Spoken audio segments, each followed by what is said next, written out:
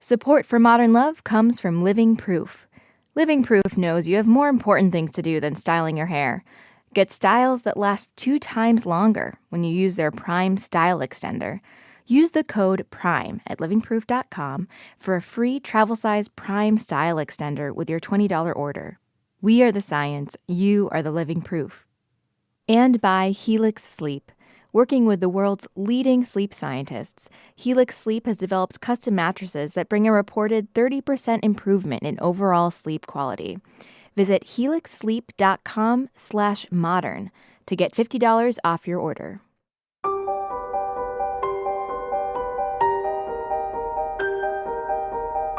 From the New York Times and WBUR Boston, this is Modern Love. Stories of love, loss, and redemption. I'm your host, Meghna Chakrabarty.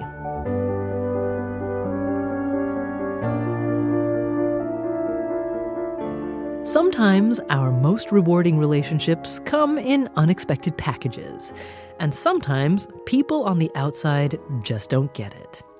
Actor Ruth Negga reads this week's essay. She stars in the new film Loving, which tells the story behind Loving v. Virginia, the landmark 1967 Supreme Court case that legalized interracial marriage. Ruth Negga reads Caroline Levitt's essay, My Touchstone and a Heart of Gold. I never intended to get a tortoise. I was in a troubled relationship with a man who was the opposite of me in almost every way. While I felt exiled every time I left Manhattan, he yearned to move to the country. When we discovered we both wanted a pet, though, we thought we finally had found common ground. I was allergic to dogs and cats, so we scouted for other possibilities at the pet store. Finally, I pointed to a crowded tank, a glossy shell, and a pair of orange-ringed eyes. "This is what you want?" he asked doubtfully. I nodded. We named the tortoise Minnie, and by the time we realized she was a he, after an eye-popping male display, the name had stuck. How could we have gotten this wrong? My boyfriend said. But I didn't care. How could I not love this strange little creature? Minnie scuttled around our apartment, taking delicate little steps, sometimes eating lint off the carpet. He clacked his jaw as if he were speaking and drew up his long, lovely neck to sniff at the air. I bathed him in the sink. I hand-fed him avocado, wiggling it so he would think it was live food, and sometimes he shut his eyes as if the morsel was simply too delicious to bear. I even kissed his shell. "You're a little obsessive about him," my boyfriend accused. "It isn't normal." He didn't like the way I talked to Minnie every day, eye to eye. "He's just a reptile," he stressed. And though he had professed to want to marry me, he began to mention it less and less. The more time I spent discovering the tortoise, the more my boyfriend uncovered things about me he didn't like. My friends were now too loud, and why couldn't I trade my jeans for something more feminine, with a flounce? One weekend, when he had gone out to spend the bright summer day with his parents at their country club, I was sitting alone watching an old movie on TV, the tortoise on my lap, a book on the table for later. As I stroked Minnie's leathery head, I began to realize how calm and happy I was. I had a more fulfilling relationship with the tortoise than I did with the boyfriend. Minnie and I let each other be who we were. It wasn't long before I broke up with the boyfriend, and Minnie and I moved to a small apartment in Chelsea. I knew the breakup was the right thing to do, and I wasn't as dejected as I had feared. Because as soon as I opened the door, I heard rustling, and there was Minnie, stretching out his beautiful neck in greeting. Every night I would take Minnie out of the tank and put him on the table and tell him about my day. Sometimes I'd cry because I was lonely. But Minnie always seemed to listen and clack his jaws at just the right places in my narrative. At night, when I woke up, All I had to do was look across the room, and there he was, a Buddha in a shell, wise and deeply comforting. I didn't want to be in a relationship again where someone wanted me to pretzel myself into someone I wasn't. "You're odd," my ex had told me. "All you want to do is watch movies, read books, and play with Minnie." He meant it as a rebuke, but I kept thinking, what was wrong with that kind of nirvana? "Don't worry," my friend Jane said when I cried that maybe I was too strange, that maybe no one else would ever love me. "Someone's going to find that so-called oddness your most appealing trait." Because Minnie was so important to me, I began to measure my dates by how they treated him. If dates gave Minnie the stink eye, that was that. If they expressed interest or wanted to hold him, it made me warm to them.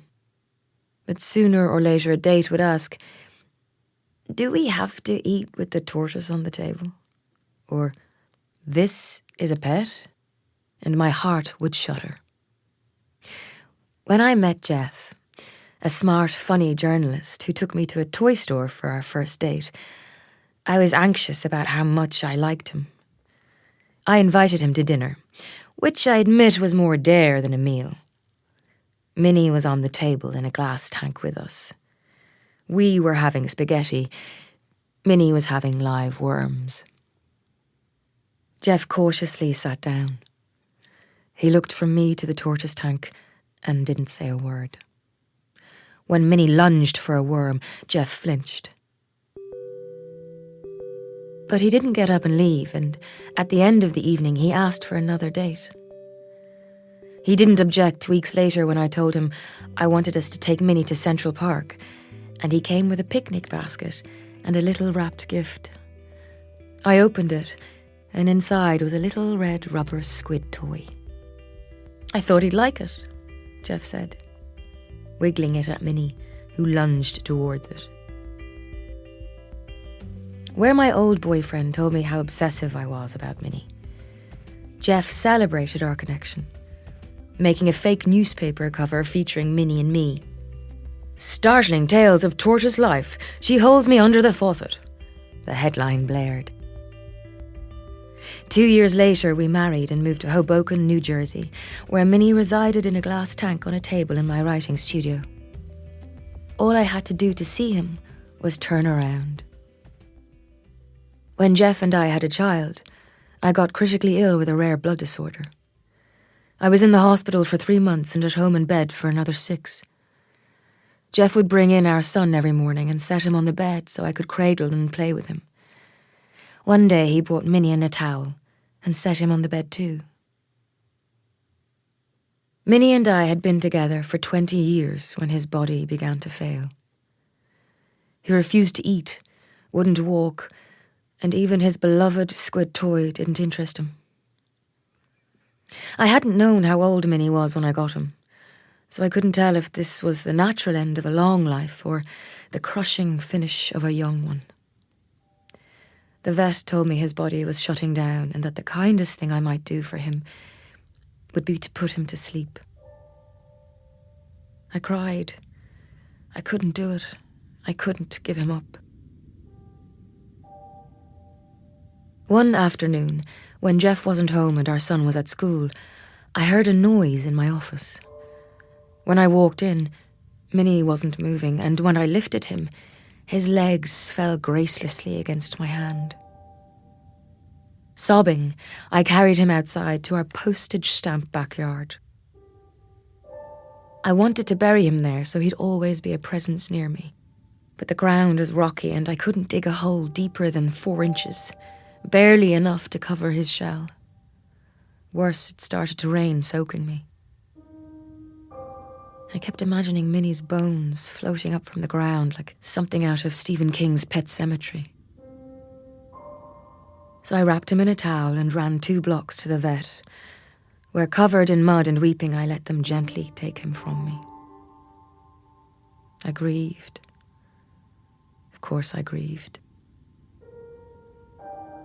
But when I told people how much I missed him, how I couldn't write without him in my office, they didn't get it. He was like a pet rock, my mother said. How can you miss a rock? People told me about their dogs and cats who had died.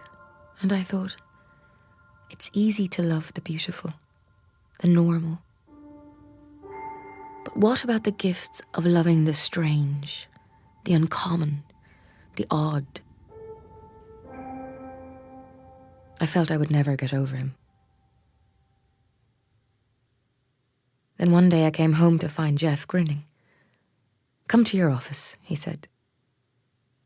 We walked upstairs, and there on the wall was a painting of Minnie, walking on our wood floors, moving toward an open doorway, his head happily aloft. I looked at Jeff, astonished.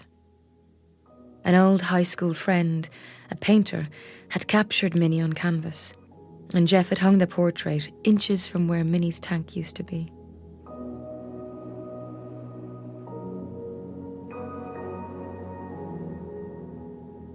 Recently, when I got up to go to work in my office, I thought about how for a while I was unlucky in love. I no more fit in my old life than Minnie had in his tiny pet store tank. I remembered my ex telling me he wanted a girlfriend who was more normal. Then I looked across the hall to see my husband waving and beaming at me. And I gazed at the wall, and there was Minnie. A strange little figure. Uncommon, odd, and completely and always beloved.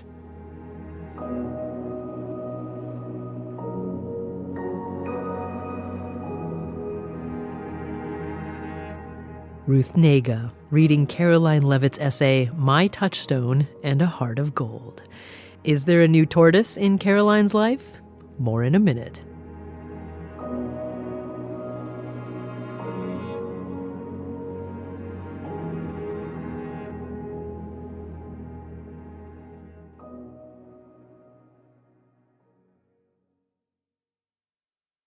Living Proof products make life easier. Just ask Bex from New Zealand.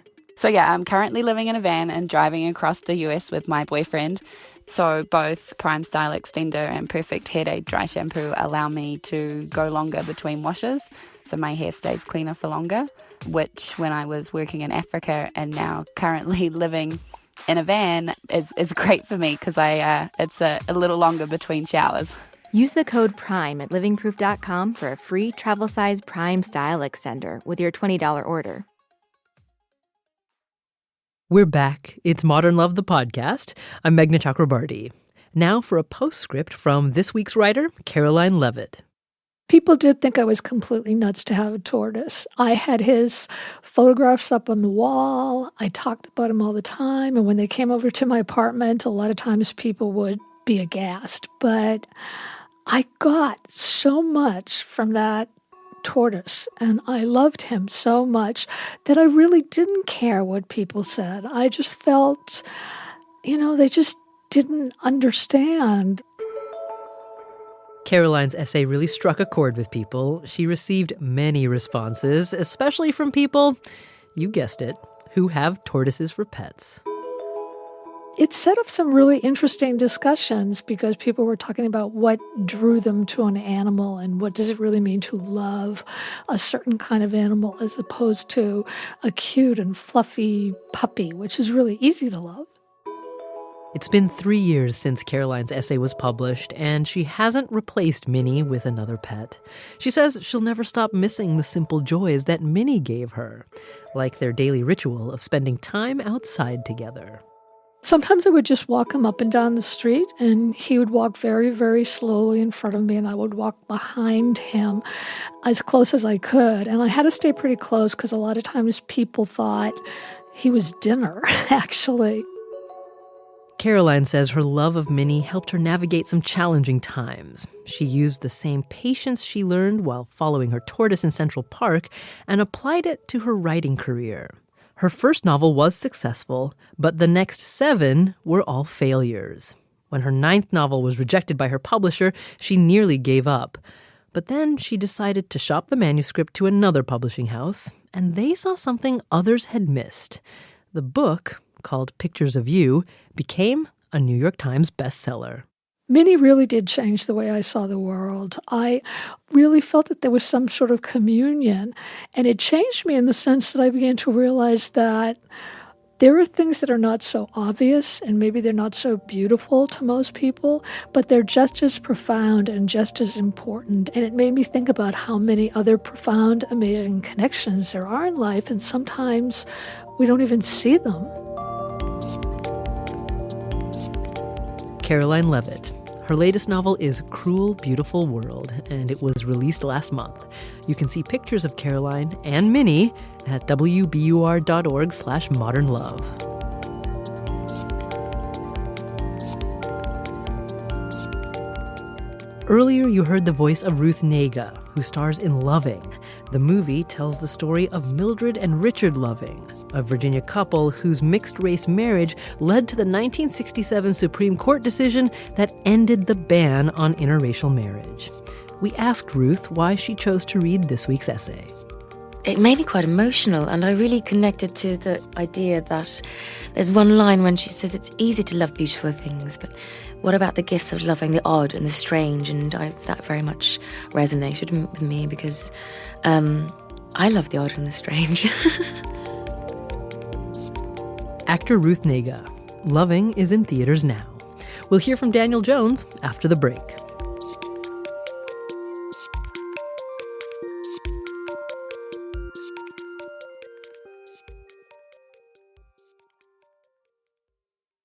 Support for Modern Love comes from Helix Sleep. Working with the world's leading sleep scientists, Helix Sleep has developed custom mattresses that bring a reported 30% improvement in overall sleep quality. Visit helixsleep.com/modern, answer a few simple questions, and they'll create your completely customized mattress, starting at just $600, and ship it right to your door for free. You get a 100-night risk-free trial, and for you modern couples, they can customize each side. Go to helixsleep.com/modern and get $50 off your order. That's helixsleep.com/modern. We're back. It's Modern Love, the podcast. I'm Meghna Chakrabarty.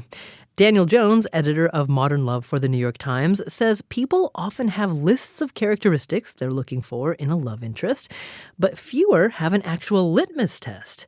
But when it comes to this essay, the litmus test, the presence of Minnie, was about a lot more than just a tortoise.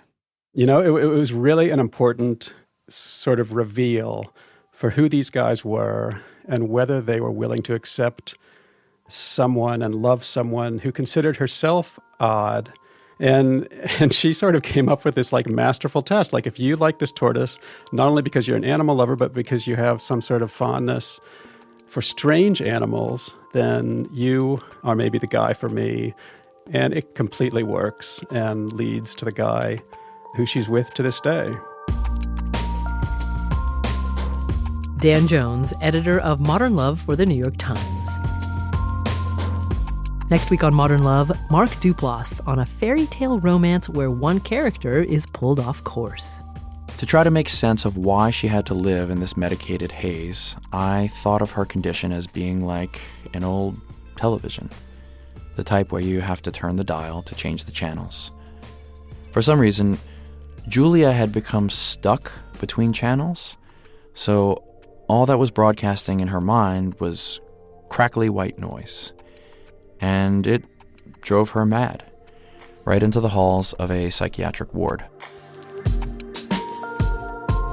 Modern Love is a production of the New York Times and WBUR, Boston's NPR station. It's produced, directed, and edited by Jessica Alpert, John Parati, and Amory Sievertson. The idea for the Modern Love podcast was conceived by Lisa Tobin. Iris Adler is our executive producer. Daniel Jones is the editor of Modern Love for the New York Times and advisor to the show. Music for the podcast, courtesy of APM. Ruth Negga was recorded at the studios of the Radio Foundation in New York City. I'm Meghna Chakrabarty. See you next week.